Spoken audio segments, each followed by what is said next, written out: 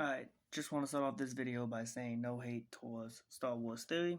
I actually like the dude, not attacking the creator. Um, there was just a video I recently saw that he made recently, a day ago, that I kind of disagree with, and a little bit of misinformation being spread. Now, in the video titled The Aajii Ventress RetCon, his thoughts.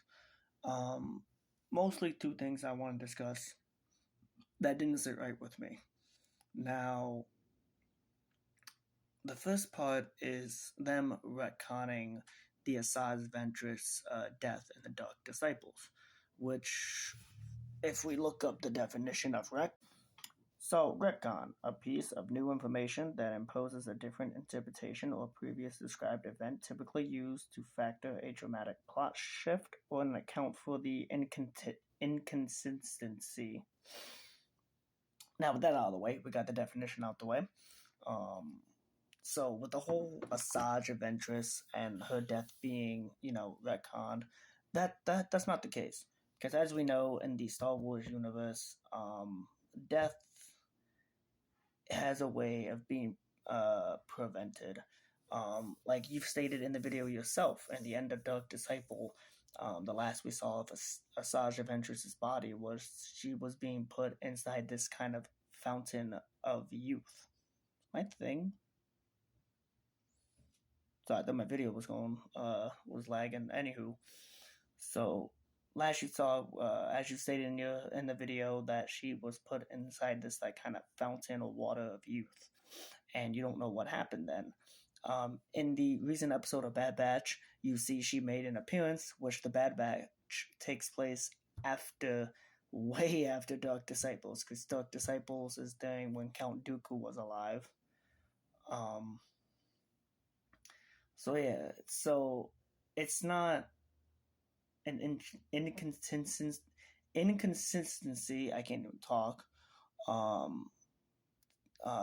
For Aajii Ventress's death, because if you remember, Aajii Ventress is a Night Sister, and we've seen Night Sister magic be able to bring people back to life. It was able to bring back Mother Talia, Mother Talza, Darth Maul. Maybe not bring back Mother Talzell, but I know it brought her, like, it had a spirit alive. Well, no, I think it brought her back. Maybe mistaken. Somebody correct me in the comments below. But it was used to bring back Darth Maul, and it just, the magic is just remarkable. It has the feats to bring back the dead. But yeah, so that was my point about the retcon. The next thing I wanted to say was, in your video, you stated that the only thing that matters are the 6 movies, technically 9 if you think about Disney. But basically you said the movies and the shows, nothing else matters. It's not the canon, or correction, it's not the George Lucas canon. And that's the mindset that I think we don't need to think about. Like that's the kind of mindset in the Star Wars fandom that we don't need. Now, the true way to tell what's canon and what's not canon is very defining. So you have the older books that they have clearly marked as legends. Any book that has legends on it, that is considered non-canon. The stuff that is considered canons are the 9 movies, 1, 2, 3, 4, 5, 6, 7, 8, and 9. You have the TV shows, that being Clone Wars, Bad Batch, Andor, basically all the shows that you see on Disney Plus. As well as, you may not like to hear this, but most of the video games and the comics are also canon. Like if you look at Fallen Order, Fallen Order, that's the name. The one with Cal Kestis. That takes place in the canon universe. Like, that game is canon. I mean, not to mention the comics, especially the newer comics that come out every year. So those are also canon. Now, you may be thinking, what evidence do I have? What credentials? Where are my credentials? Like, where would my credentials be? Like, it's not like I collect and read all the comics that are canon to the story. Like, it's just not true, man. Like I probably don't have the credentials to be saying what's canon and what's not canon. You know what I mean? You know what I'm saying? But yeah, no. So like the comics, the comics and the video games, they're canon. Like, I think the only exception that doesn't fit in the canon universe, as you saw, because somebody's gonna point it out in the comments, would be whatever falls in line of Star Wars Vision. Because anything in the Star Wars Vision series, as well as the comics, it doesn't fall in the canon universe. It's kind of its own story. But everything else is, it's canon, man. I mean, you just gotta do your research and you just gotta read. The other thing too you mentioned is, in the video you said Aajii Ventress was the character that was up there. You had to claim that she was more, not, didn't use the word popular, but you put her more above Ahsoka. Which, don't get me wrong, if anything, I think Aajii and Ahsoka are on the same scale. Like, don't be downplaying Ahsoka.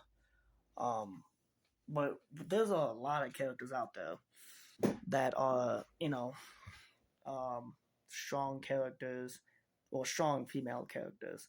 Like, again, you have Aajii Ventress. She was able to escape death, as we saw in the newest episode of Bad Batch. You have Revia.